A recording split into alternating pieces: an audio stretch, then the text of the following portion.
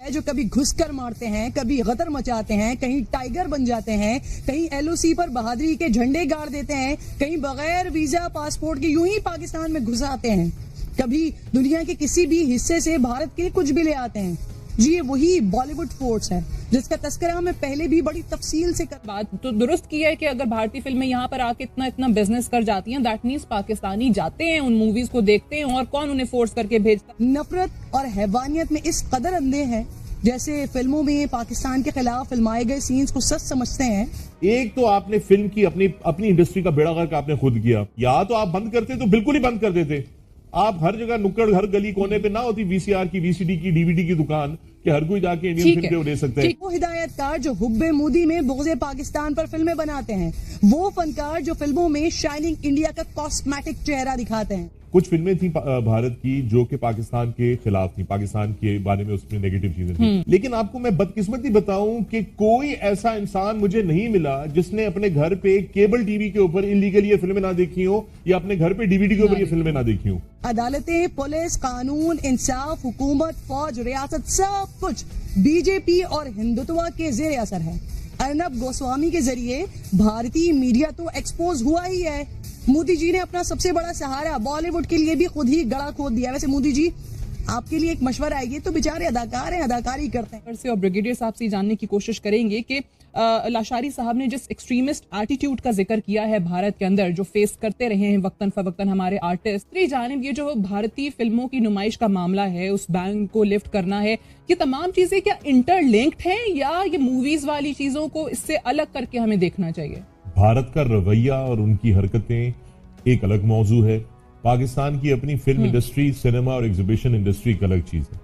अगर हमने इनको इंटर रिलेट करना है, अगर हमने पाकिस्तान के और भारत के ताल्लुकात को मद्देनजर रखते हुए पाकिस्तान के अंदर होने वाली चीजों को डिसाइड करना है, तो फिर इस तरह तो बहुत बड़ी एक लिस्ट है ट्रेड ऑफ आइटम्स की जो होती है पाकिस्तान। देख लीजिए कि जो बॉक्स ऑफिस के रिजल्ट्स हैं, ये सारे सिनेमा के मालकान जो आपके साथ बैठे हैं, इनसे पूछ लीजिए कि बजरंगी भाईजान ने पाकिस्तान में कितने करोड़ों का बिजनेस किया, धूम 3 ने कितने करोड़ों का बिजनेस किया, बॉडीगार्ड ने कितने करोड़ों का किया। वो क्या रिफ्लेक्ट करता है? वो ये रिफ्लेक्ट करता है कि पाकिस्तानी अवाम जो है इन फिल्मों का जाके टिकट लेकर इनको देखती है। उनको जबरदस्ती तो नहीं दिखाई जाती ना ये फिल्में, खुद देखती है ना। कौन? मैं, आप फोर्स करती हैं, मैं फोर्स करता हूं कि नहीं आपने नहीं देखनी है फिल्म देखने, या आप जाएं ये फिल्म देखने के लिए जरूरी है।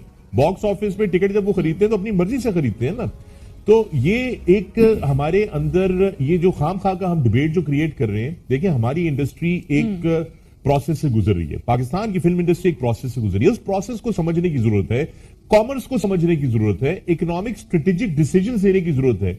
ये अब अगर हमने इतना जज्बाती फैसला करना तो फिर जज्बाती फैसलों में ये कि अगर हुब्बुल वतनी खतरे में आती है तो फिर उनके टमाटर, प्याज और उनका वहां से एक्सपोर्ट किया हुआ गोश्त जो हम यहाँ इंपोर्ट करते हैं वो सब कुछ बंद कर दें। ना खाएं वो खाने वाले, ये बंद कर दें। ना पहने उनकी तरह के कपड़े, ना पहने उनकी तरह की साड़ियां, ना पहने उनकी तरह की ज्वेलरी, ना बनवाए वहां से कोई डिजाइनर के कपड़े, मंगवाए वहां से कोई, वो तो बंद कर देना, या तो बिल्कुल ही वो कर दें। एक तो आपने फिल्म की अपनी इंडस्ट्री का बेड़ा गर्क आपने खुद किया। 80-90 की दिहाई में हमने ये policy, 80s-90s, in fact let 90s तक क्या इंडियन फिल्म आती थी पाकिस्तान में? नहीं आती थी ना। तब तो हमारी इंडस्ट्री बिल्कुल अकेली थी, ऑन इट्स ओन थी, कोई इंटरप्शन नहीं थी ना। तो उस वक्त क्या हुआ कि 1500-1600 सिनेमा से ये सारे के सारे खत्म होकर 40-50 पे रह गए और बिल्कुल इंडस्ट्री के अंदर फिल्में बनना, प्रोडक्शन होना बंद हो गई। क्यों हो गई? क्या उस वक्त क्या हो रहा था? मैं बता देता हूं। पायरेसी के ऊपर किसी ने चेक नहीं किया। आधी पॉलिसियां बना लेते हैं हम लोग और फिर उनको हम कहते हैं कि यार वो अच्छा, इसका ये नतीजा नहीं हुआ, उसको इंप्लीमेंट नहीं कर सकते, उसको ये नहीं कर। या तो आप बंद करते तो बिल्कुल ही बंद कर देते। आप हर जगह नुक्कड़, हर गली कोने पे ना होती वीसीआर की, वीसीडी की, डीवीडी की दुकान कि हर कोई जाके इंडियन फिल्म ले सकते हैं। ठीक है, आपकी बात में बिल्कुल, आपकी दलील में वजन है। मैं यही अगर ये ब्रिगेडियर साहब, I want to add something here. I want to add something here. बड़ी जरूरी है। हाँ, देखिए कुछ फिल्में थी भारत की जो कि पाकिस्तान के खिलाफ थी, पाकिस्तान के बारे में उसमें नेगेटिव चीजें थी। पुरानी फिल्मों में बॉर्डर अगर आप लोगों को याद हो, गदर याद हो, फिर हाल ही में एक था टाइगर, बेबी, फैंटम। अब मैं चेयरमैन सेंसर बोर्ड था जब सिंध का, तो उस वक्त हमारे पास बेबी और फैंटम आई थी और हमने अलाउ नहीं की थी कि फिल्में पाकिस्तान में चल सकती हैं। लेकिन आपको मैं बदकिस्मती बताऊं कि कोई ऐसा इंसान मुझे नहीं मिला जिसने अपने घर पे केबल टीवी के ऊपर इलीगली ये फिल्में ना देखी हो या अपने घर पे डीवीडी के ऊपर ये फिल्में ना देखी हो। और मैं यूं बैठता था कि यार फिर हमारा ये करने का फायदा क्या है?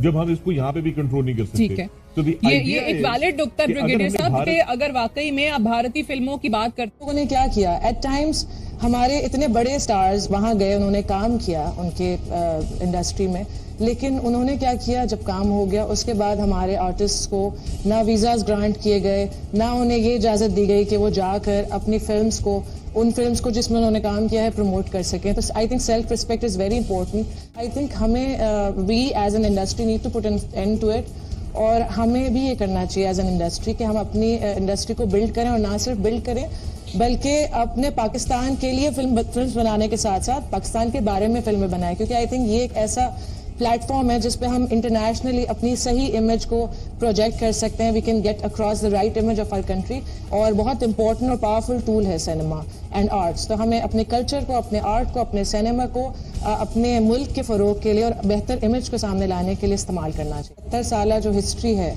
जो अपब्रिंगिंग है, जो पॉलिटिक्स है, वो सब हमेशा आड़े आती रही है, लेकिन ये हमें फैसला करना है कि हम कौन सा रास्ता अख्तियार करते हैं, नेशनलिस्टिक फर्वर या पीसफुल फ्यूचर। हमारा फिल्म इंडस्ट्री जो है वो इट वाज नोवेयर, हमारे पास कोई फिल्म्स नहीं बन रही थी, तो उस वक्त तक शायद ये चाहत कि हम बड़ी स्क्रीन पे देखें, और जो करीबी उनको नज़र आया तो वो डेफिनेटली बॉलीवुड था। लेकिन हमें आई थिंक बॉलीवुड से बियॉन्ड देखने की ज़रूरत है। If they don't give us the respect that we deserve as artist, तो सितारों से आगे जहां और भी हैं, और बॉलीवुड से आगे there are so many other horizons that we can reach out for. और अब क्योंकि रिवाइवल हो चुका है पाकिस्तानी सिनेमा का, और इतना अच्छा काम निकल के आ रहा है, तो I think it's about time that all of us build our own industry. और जैसे कि इन्होंने भी कहा, पैनलिस्ट जो हैं हमारे, उन्होंने ये कहा कि हमने खुद अपना नुकसान किया है। ऐसी फिल्में बनाएं जिसमें हम पाकिस्तान की सही इमेज को पोर्ट्रे करें, तो वो दुनिया की ऑडियंस देख सकती है। So at least they will have a point of view कि अगर कुछ फिल्मों में हमें बुरा दिखाया जा रहा है, तो कुछ फिल्मों में हमारा फेयर पोर्ट्रेल भी हो रहा है, कुछ फिल्मों में हमारा बैलेंस्ड पोर्ट्रेल भी हो रहा है। तो I think we need to take the responsibility, और हमें वो फिल्में बनानी है पाकिस्तान के बारे में जो उसको इन इट्स ट्रू एसेंस दिखा सके दुनिया के सामने। And we